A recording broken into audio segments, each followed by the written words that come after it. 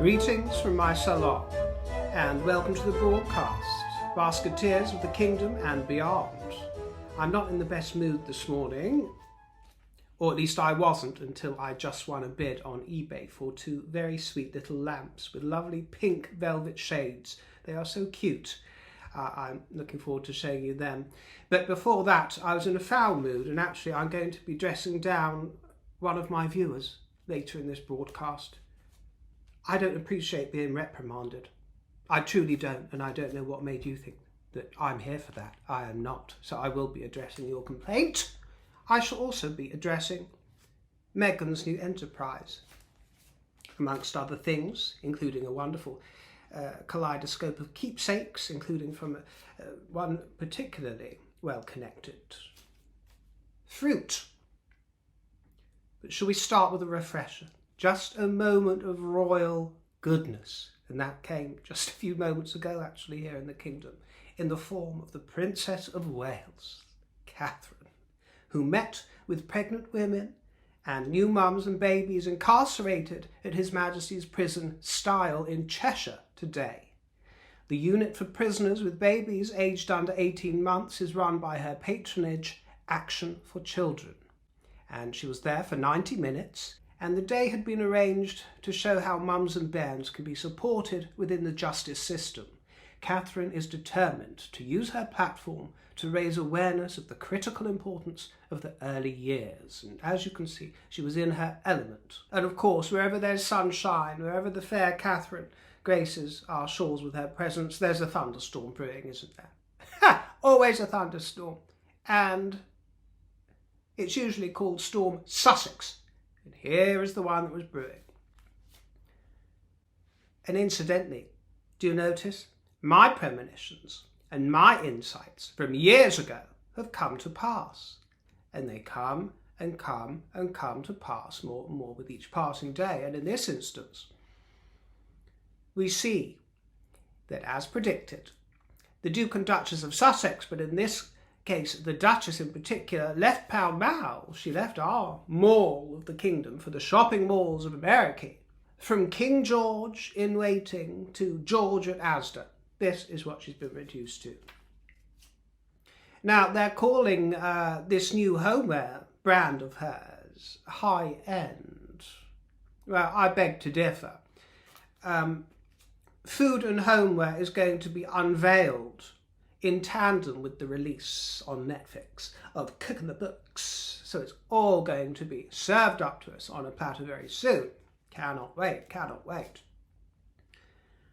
Well, I think, actually, that it is very wise of Ari Emanuel, as I told you years ago, to disabuse her of her notion that she is truly high-end. I'm talking about the Dior's and the ever so fancy designers that she would love to have an association with and thinks are crawling over hot coals to get to her and the beauty editors of the world, but actually lots of them seem to have got rather cold feet, and maybe those feet weren't so warm to begin with.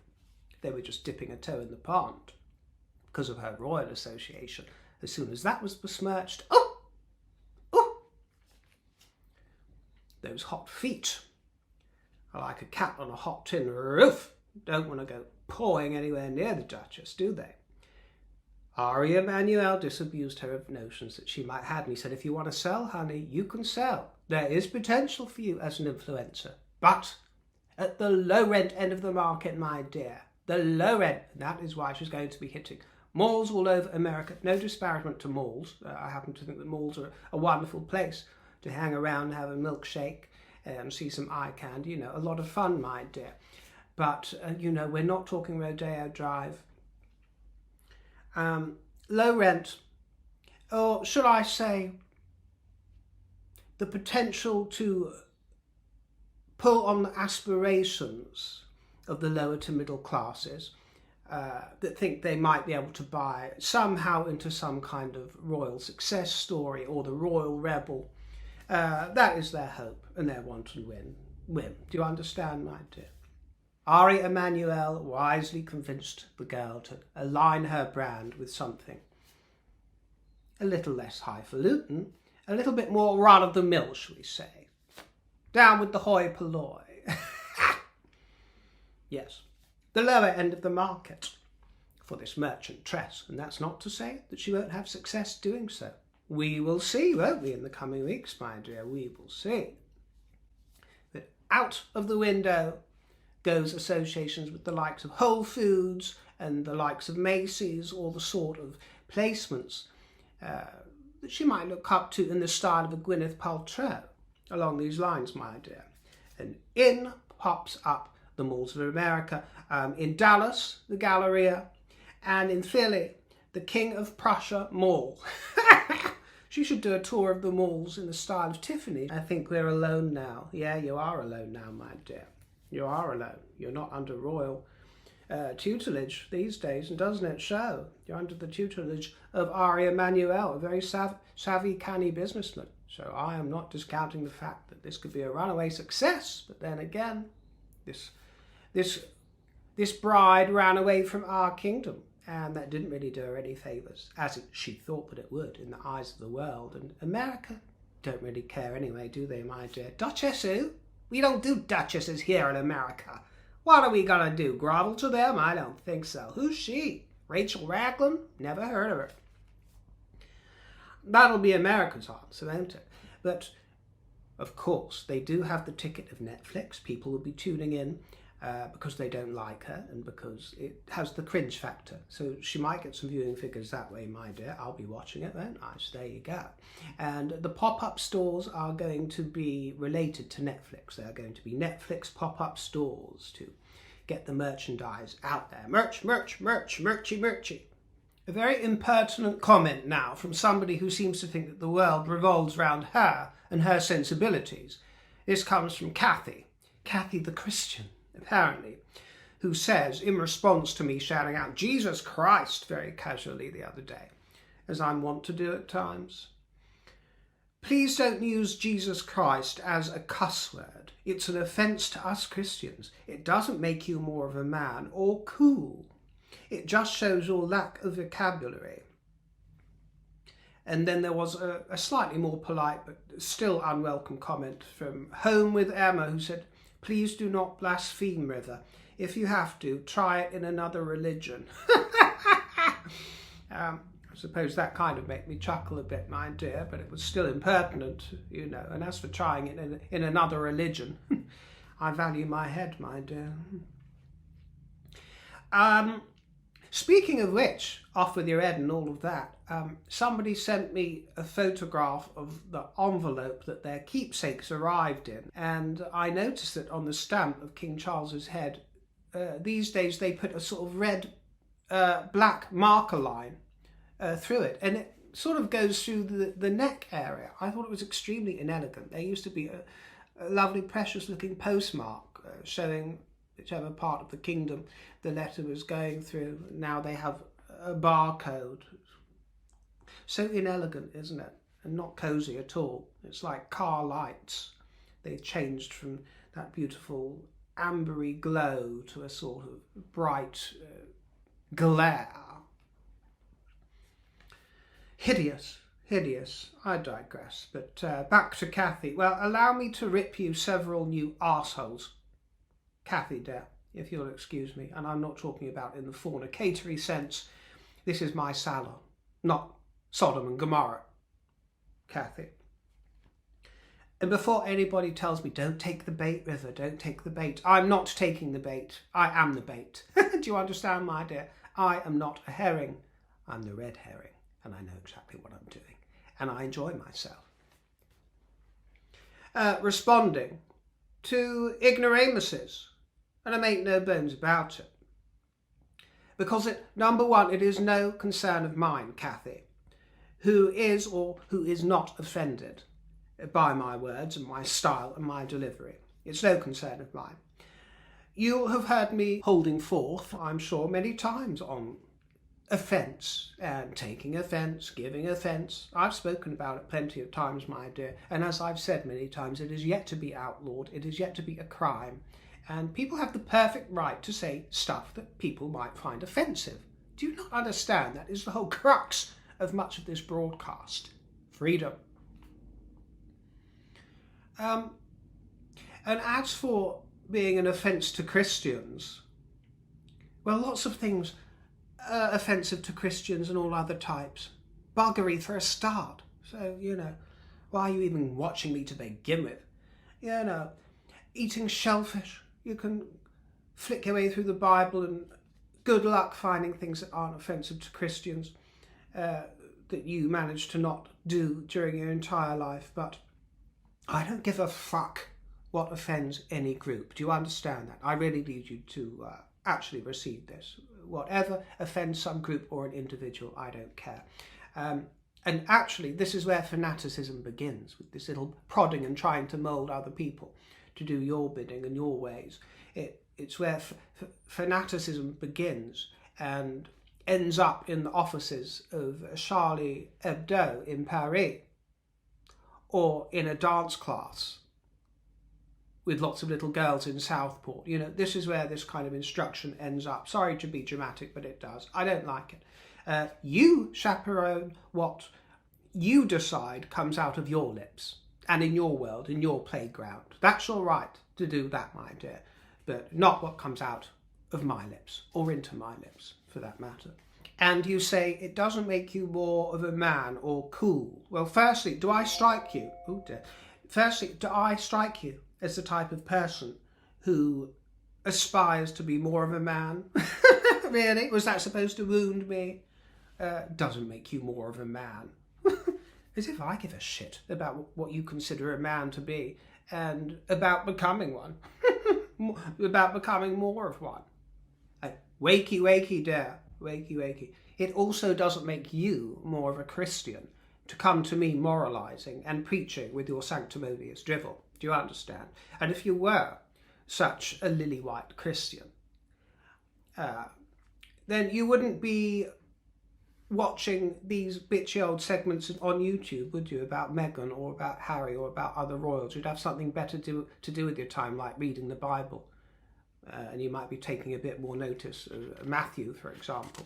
Chapter 7, verse 1, do not judge, or you too will be judged. Gossip is just as sinful as your perceived blasphemy. And blasphemy, as I've said, is not a crime. And in my case, actually, I was appealing to something divine to temper my thoughts in that moment when I said, Jesus Christ. I wasn't taking the Lord's name in vain. I was appealing to the Lord to temper my mood. Do you understand? In the moment. And you sit in judgment on your throne? You sit in judgment? I don't think so, my dear. And as for being cool, I don't pay attention to what's cool or not. I happen to be, incidentally, lauded as an icon of cool, actually, in my world. Not that you'd know anything about that, that's none of your business. But it's not my business whether people think I'm cool or not. They invariably do, actually, my dear.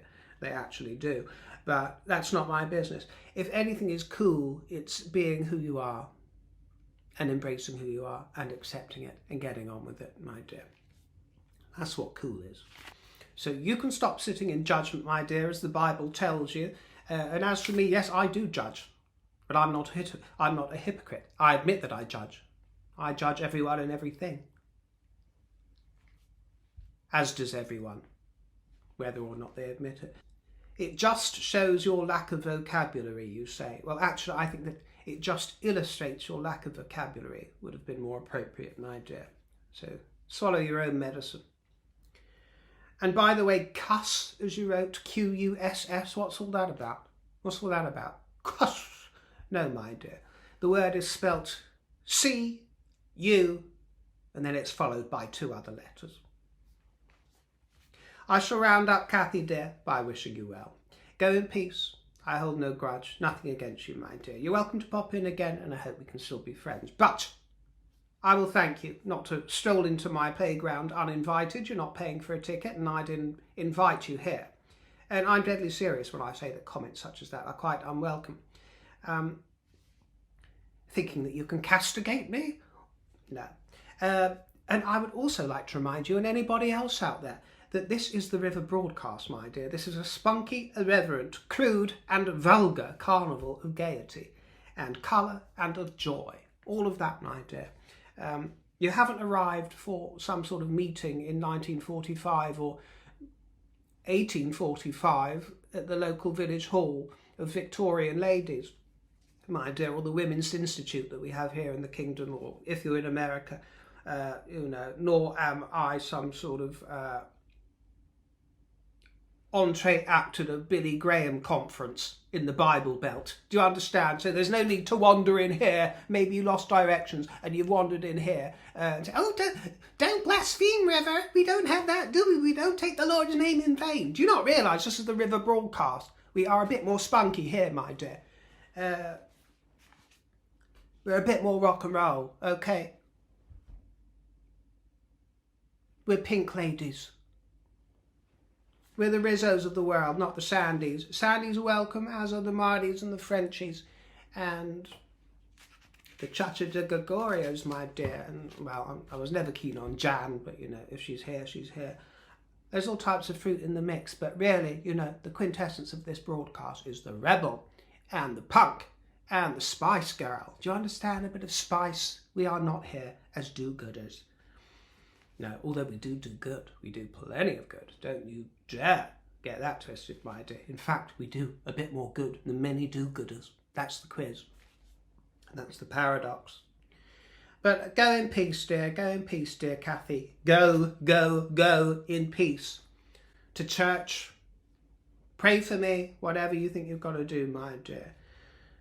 But oh my fucking God, don't darken my doorstep again with those comments.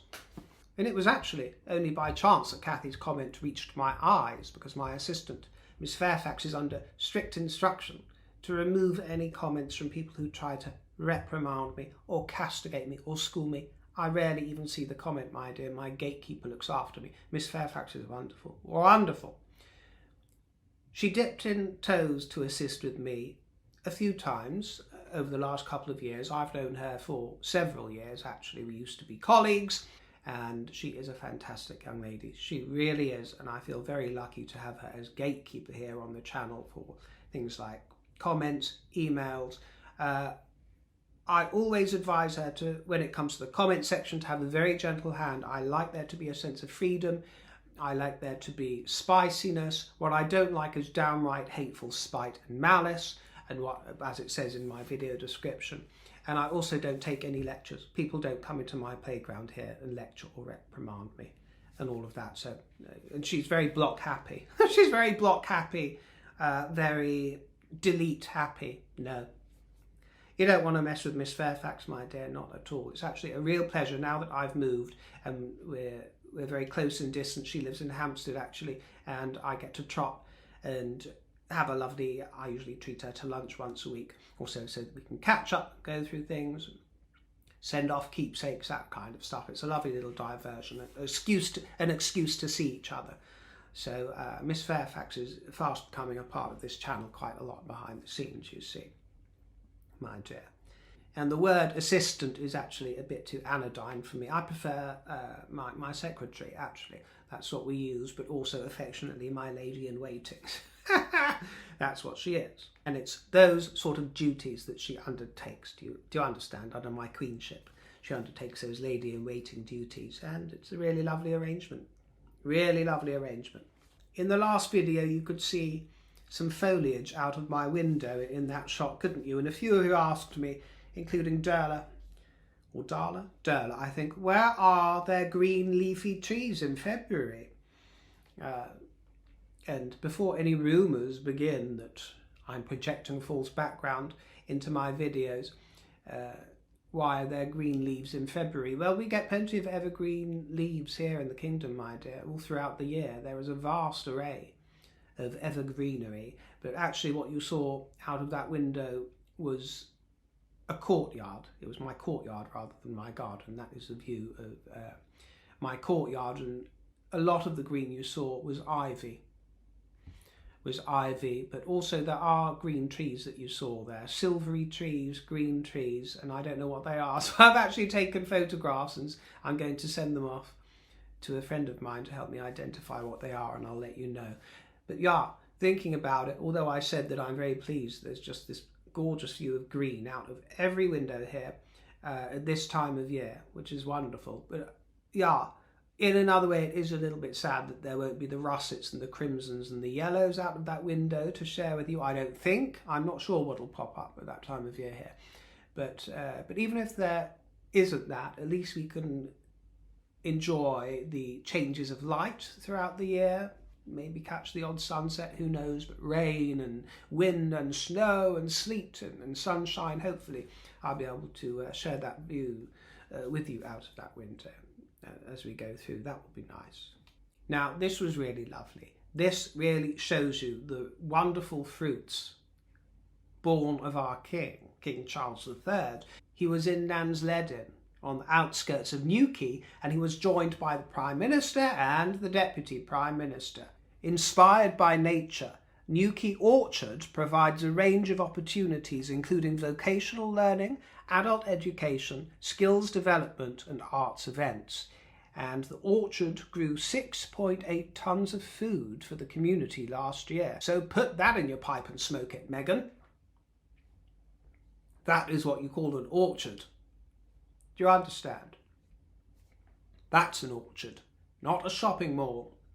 At Nansledden School, they met staff and pupils on a tour of the school. And the school was opened 4 years ago by the King. It was actually designed and built by his duchy, the Duchy of Cornwall. And of course now that duchy belongs to the Prince of Wales, or the Duke of Cornwall, as he also is. And I loved the King's pink tie. That was a really lovely splash of colour, wasn't it? Wonderful. And Nansledden is a 540-acre extension to the seaside town of Newquay on Cornwall's south coast. Initiated in 2014, the project reflects the shared vision of the King and the Duke of Cornwall to create a new community for people, local businesses and the planet. Whenever I hear about Newquay, it reminds me of childhood holidays to the beach. I remember one in Newquay and one at Weymouth, and perhaps it was the one at Weymouth, and I might have discussed this with you before a long time ago because it's one of my big influences. When I was in Weymouth, in a beachy hotel, there were some storybooks left in the lounge at the hotel. They were the Ladybird Well-Loved Tales collection, and I think originally they were printed in the 60s, but these illustrations were from later. They weren't the 60s illustrations because I've googled them all. They were from later decades, maybe the 70s or 80s. But these books of all the fairy tales, Snow White and Rose Red and Cinderella and Sleeping Beauty and the Sly Fox, loads. They had some of them, and then my parents ended up buying me some of my own because I enjoyed them so much and I loved the illustrations. And I can remember there is a direct link between those books and the costumes that the ladies wore, of course. The Cinderellas and maybe the Sleeping Beauties. I can't remember the exact characters, but I remember that cover with Cinderella in the sort of shimmering gold affair, and there were pinks and blues, lots of light pinks and blues, exactly as you see behind me. There is a direct link between those books, those images, and my Barbara Cartland fantasy of the coral and turquoise and the pink and the blues that you see behind you. A direct link. Always enchanted me. Pinks, blues, golds, those soft tones. I've got pale gold here in the chair, haven't I? But it just seeped into my imagination, my dear. Just a memory to share, a memory, and I'm sure some of you would have seen those books. They're so ubiquitous and very popular. But just shows the impact that these things have in our early years, as Catherine would say.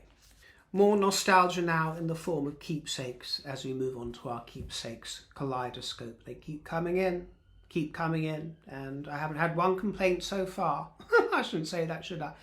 All I've had is praise and people telling me how delighted they are with their keepsakes, which is wonderful. It's been my privilege to receive many private communications from those who are intimately involved with the royal household over the years. Some I've been able to share with you, and many I've had to keep hidden from view behind the scenes or just hint at or intimate. I am extremely gossipy.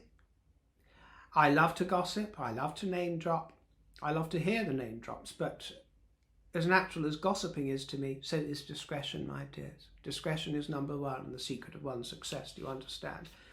I take it extremely seriously. But one lady who requested a keepsake, actually she requested it for her sister, for her birthday in February as a surprise. People have done this with various family members. It's a wonderful surprise for them.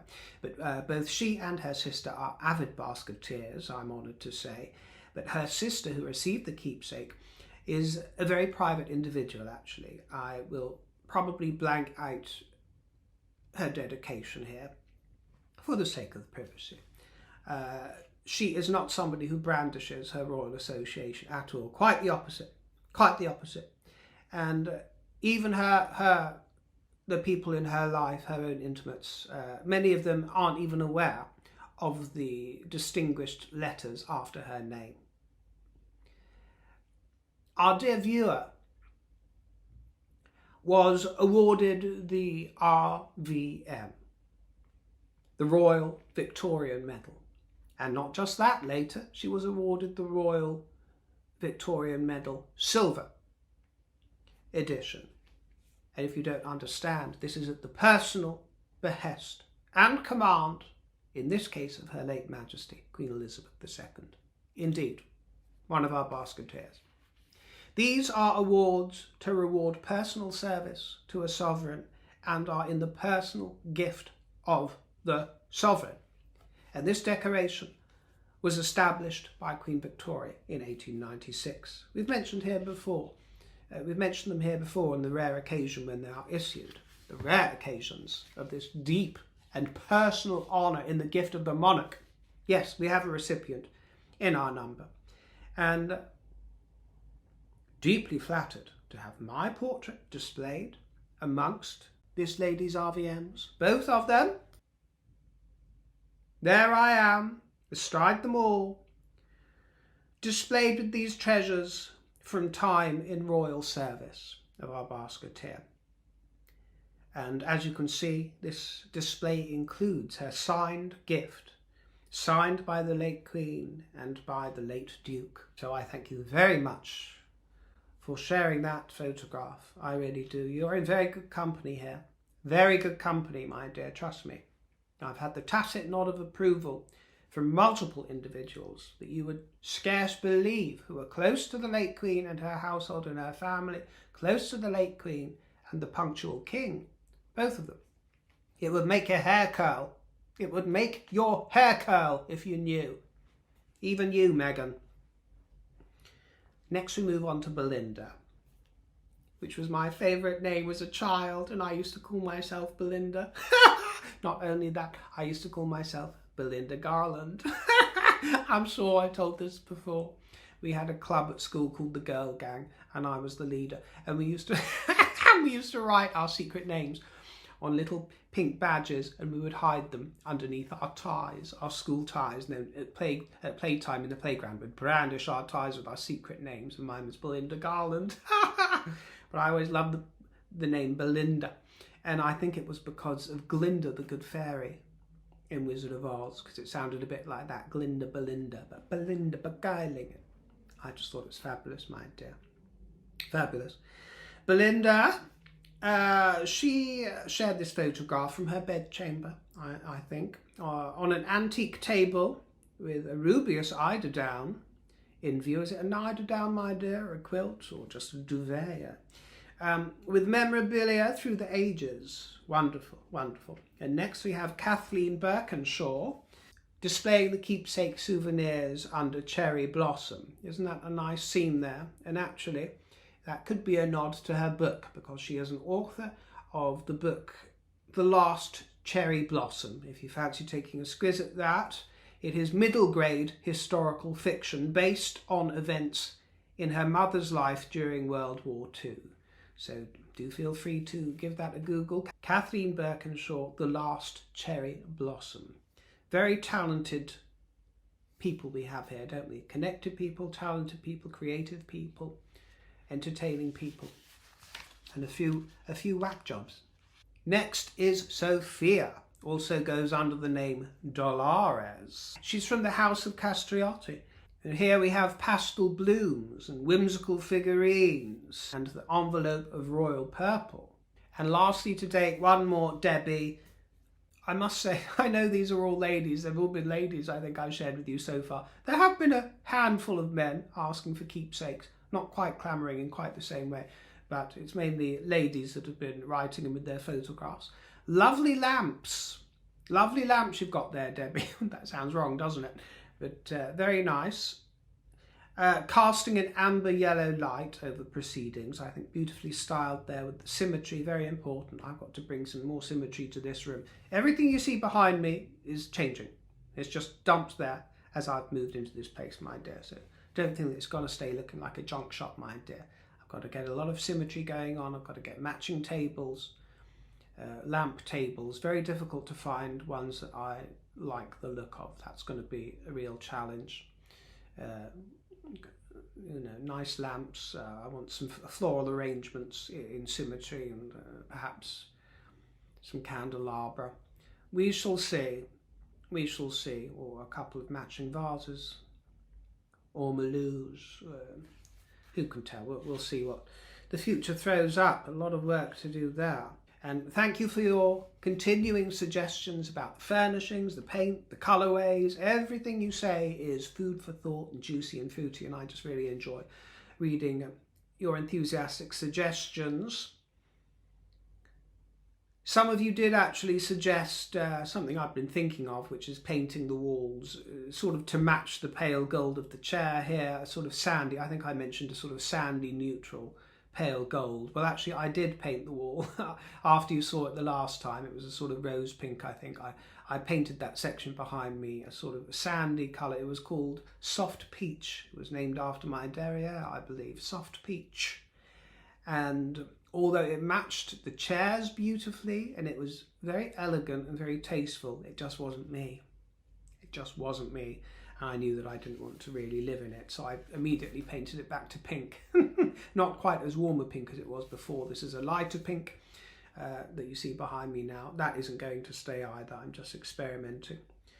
And actually I've got some more blues and pinks coming in from Annie Sloan through your recommendation. Her chalk paint. I want to try some of those blues and pinks of hers. So thank you to those of you who suggested her. Very helpful. Some of you suggested green for the background, which is actually a marvellous suggestion because it would go with the view out of the window, which is so green, and it would go beautifully and set off all of the pale gold. It would go lovely. But there are some problems with green. One is the fact that although I love it in other people's rooms and other people's houses, it used to be my favourite colour, I always said. Now that's kind of switched to blue. But I do like green. For some reason I've got an aversion of living in a green room and being in a green room. The idea of it doesn't really appeal to me, I'm afraid. But I wouldn't be adverse to giving it a go. I've actually ordered a really gorgeous blue green lamp that's got a chiffon shade sort of pleated and gathered together. It's really, really lovely. Probably not for this room, possibly for my bedchamber, but we'll see. But the quiz I have at the moment is that as well as these pale gold sofa and chair that you see, I also have my blue and gold silk damask chair that is causing a few problems actually because it needs some repairs. There's not enough silk on it to donate to the parts that need repatching, and I don't want it to cost a great deal of money, and it looks like it might be more expensive than I thought to get it in the right condition. So I'm thinking about that, but if I change things to colours like green, then it's going to clash with that chair. So I'm in a state of confusion about the colours of this room, but we'll get it sorted eventually, my dears. And as for the fireplace, as I said, I'm dead set now on getting a cast iron, a black cast iron, artificial, an electric fire. I'm just shopping around for them, but I've decided that I'll probably put that on hold until the autumn because I can't afford to keep getting new things in all the time, my dear. I've got to be careful where I put my money at the moment. So that will probably wait until it gets colder again. But I do feel quite impatient to get it in there. I want to get that fire in there, to be honest. I think it will add some much needed gravitas to the room. When I discovered these real cast iron electric fires, I was quite excited because the feel of cast iron. It has a real presence, doesn't it? A strong presence. And as some of you have said, the lightness of the room needs something heavy to give it some gravity, give it some substance, which I think it will do with the elemental flickering flame, of course, as well, to add some ambiance. Thanks for joining me. I appreciate your company, and I look forward to seeing you next time. Take care, my dears, and to the pip.